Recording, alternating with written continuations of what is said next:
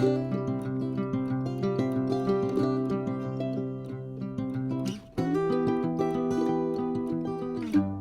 and welcome to the Bottom Line. I'm Pastor Paul Steele from Bethlehem Church in Austin, Minnesota. The Bottom Line is our weekly summary of the previous Sunday's sermon. And we are in a sermon series going through the books or the letters of John called Living in Light, Love, and Truth. And on Sunday, we looked at 1 John chapter 3, verses 1 through 10. I want to start here with this question. Have you ever noticed how disconnected our world feels? Families are getting smaller, loneliness is growing, and people are struggling to know where they belong and who they are.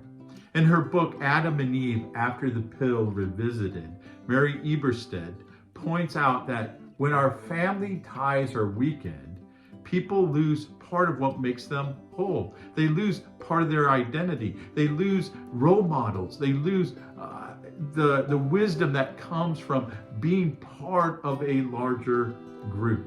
And that's not just true for our human families.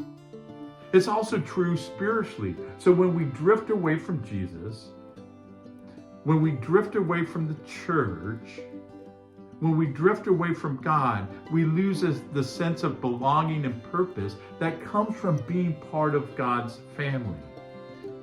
So in 1 John chapter 2, verses 28 through chapter 3, verse 10, the Apostle John really emphasizes this understanding, this truth that we are God's children. And he reminds us of this very important truth that we can't afford to forget. He says, "See what great love the Father has lavished on us, that we should be called children of God." Think about that. God doesn't just forgive us, he adopts us. We're no longer strangers or rebels. We are beloved sons and daughters. That's our true identity. And the world isn't going to understand that, John goes on to say, because they don't understand who God is. So they don't understand what defines us, what our purpose is, who we truly are. So don't let the world tell you who you are. Remind yourself over and over again, I am a child of God. But being a God's child changes how we live. John says that those who remain in Jesus don't keep on sinning. Now, he's not talking about perfection here. He's talking about direction. God's children don't make peace with sin. They confess it and they turn away from it. When we abide in King Jesus, his righteousness begins to take root in us. We start to look like our Father.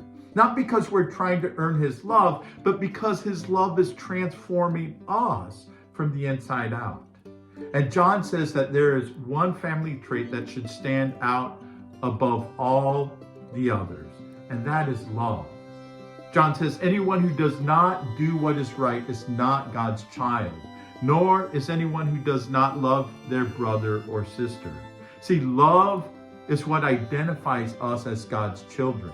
It's how the world knows who we are and who we belong to.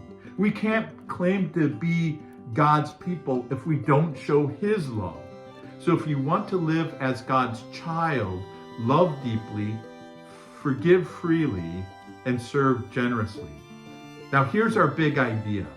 Those who abide in Jesus live as God's children, reflecting his righteousness, rejecting sin, and revealing his love. And that's the bottom line.